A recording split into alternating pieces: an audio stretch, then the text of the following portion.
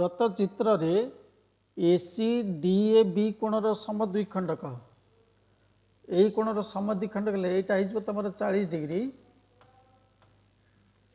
DA B कोण दे 80 यहाँ 80 degree अधा है 40 डीए ई कोण दे 70 पचार ए डी सी कोण यही कोणटा केते बर्तमान यहाँ है 40 डिग्री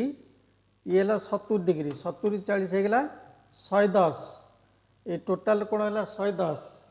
110 हेल्ले तार विपरीत चापर अंतर्लिखित कोण है 110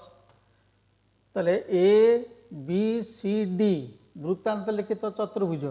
वृत्तांत लिखित चतुर्भुजर विपरीत कोण परिपूरक ताले यही कोणटा 110 हेल्ले यहाँ है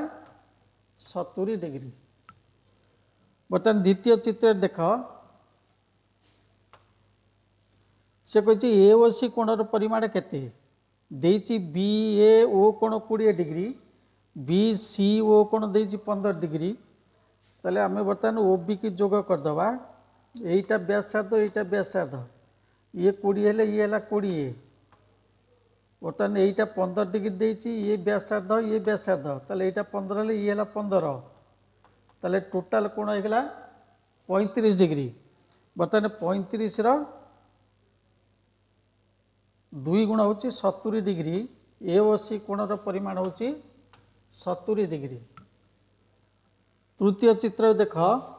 पी क्यू बी कोण ए बी हूँ व्यास बर्तमान पी ए को जोग करदे यही टोटाल कोणटा होगा 90 डिग्री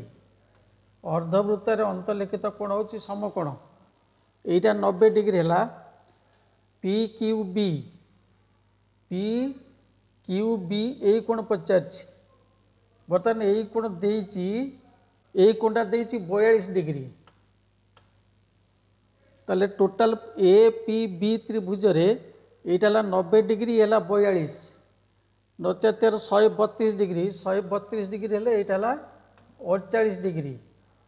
बर्तमान यही चापर विपरीत चापर अंतर्लिखित कोण पी ए बी कोण equal to P Q B कोण ताले पी क्यू बी कोणर परिमाण हूँ 48 डिग्री।